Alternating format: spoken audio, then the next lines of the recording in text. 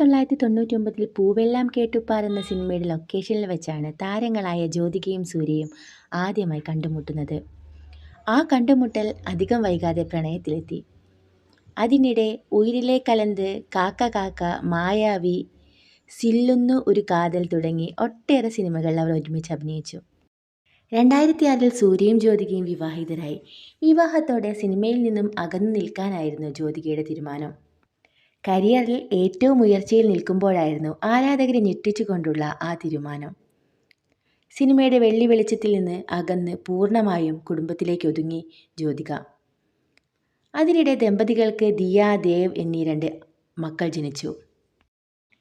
സൂര്യ ജ്യോതിക വിവാഹത്തെക്കുറിച്ച് സൂര്യയുടെ അച്ഛൻ ശിവകുമാർ പറഞ്ഞ വാക്കുകൾ ഇപ്പോൾ ചർച്ചയാവുകയാണ്.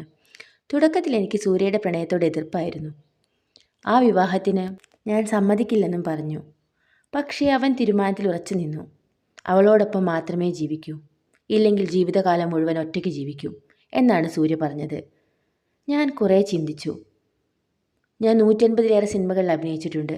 അവയിലേറെയും പ്രണയവിവാഹങ്ങൾ എന്ന ആശയം ഉള്ളതായിരുന്നു. അങ്ങനെ ഒടുവിൽ ഞാൻ സമ്മതിച്ചു, അദ്ദേഹം ഓർക്കുന്നു. സൂര്യ വളരെ ലജ്ജാശീലനായ വ്യക്തിയായിരുന്നുവെന്നും അദ്ദേഹം പറഞ്ഞു. തുടക്കകാലത്ത് ലജ്ജാശീലനായ വ്യക്തിയായിരുന്നു, ആരോടും അങ്ങനെ മിണ്ടില്ല. ജ്യോതികയുമായി ആദ്യമായി സംസാരിക്കാൻ അവനെ പ്രേരിപ്പിച്ചത് രാധിക സത്കുമാറാണ്. അതാണ് പിന്നീട് ഒരു മനോഹര പ്രണയമായി മാറിയത്.